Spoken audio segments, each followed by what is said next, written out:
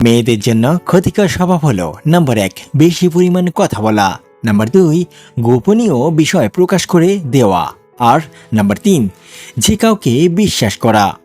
জীবনে কারো কাছ থেকে কষ্ট পেয়ে থাকলে তুমি তাকে কষ্ট দিতে যেও না।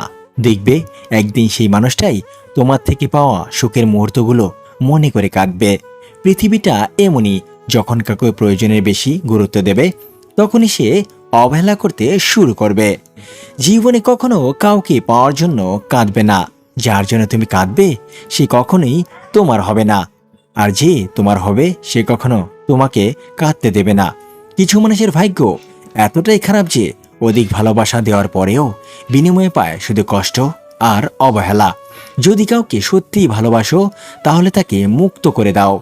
যদি সে ফিরে আসে তাহলে সে তোমার, আর যদি সে ফিরে না আসে তাহলে সে কখনোই তোমার ছিল না।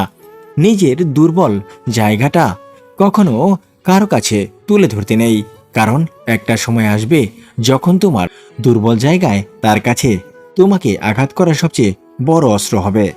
সব সহ্য করা যায়, কিন্তু প্রিয় মানুষের অবহেলা সহ্য করা যায় না। প্রিয় মানুষের সাথে কথা না বলে থাকাটা সত্যিই খুব কষ্টের। জীবনে যখন দুঃখ আসে সবাই তখন পর হয়ে যায়, কেউ থাকে না পাশে। নিজেকে এমনভাবে তৈরি করো যে তোমাকে ছেড়ে চলে গেছে সে যেন তোমার জীবনে ফিরে আসার জন্য আফসোস করে। সম্পর্ক যদি মন থেকে হয় তাহলে ভাঙতে চাইলেও ভাঙবে না।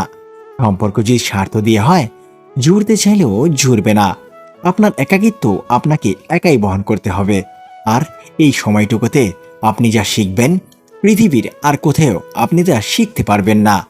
আপনি যখনই একা হয়ে যাবেন তখন আপনার পাশে থাকার মতো হাজার মানুষ খুঁজলেও পাবেন না। এতটা অবহেলা করবি জানলে ভালোবাসি কথাটা কখনোই প্রকাশ করতাম না। কাউকে মন থেকে ভালোবেসে দেখুন, তাকে ছাড়া থাকাটা মৃত্যুর সমান হয়ে যাবে। কেউ একজন প্রশ্ন করেছিল আপনকে, উত্তর এলো সময়ে ভালো থাকলে সবাই আপনার আপন, সময় খারাপ থাকলে কেউই আপন না।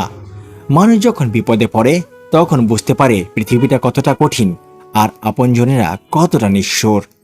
একটা মানুষ কখনোই পুরোপুরি সুখী হতে পারে না, কোনো না কোনো দিক থেকে অপূর্ণতা রয়েই যায়। জীবনে যদি খারাপ সময় না আসতো তাহলে মুখোশধারী মানুষকে চেনা সম্ভব হতো না, কারণ অমানুষগুলো দেখতে ঠিক মানুষের মতো। কোনো মানুষই বদলে যেতে চায় না যদি না কেউ তাকে বদলাতে বাধ্য করে। মানুষ যেখানে যায় সঙ্গে যায় তার ছায়া। মানুষ মানুষকে ভুলতে পারে না তার মায়া। অবহেলা করেও ভালোবাসা পেতে চাও, অন্য কোথাও না গিয়ে মায়ের কাছে চলে যাও। রূপ দিয়ে নিজেকে সাজাতে সবাই পারে, কিন্তু যারা গুণ আর চরিত্র দিয়ে নিজেকে সাজাতে পারে সেই তো আসল মানুষ। কেউ ব্যস্ততার জন্য সবকিছু ভুলে যায়, আবার কেউ সবকিছু ভুলে থাকার জন্য ব্যস্ত হয়ে যায়। অপেক্ষাটা তার জন্যে করুন যে আপনার এই অপেক্ষার মর্যাদা দিতে পারবে। একটি কাপড়ের দোকানে লেখা ছিল যে কর্মের তোমার পরিচয়, দামি পোশাকে নয়।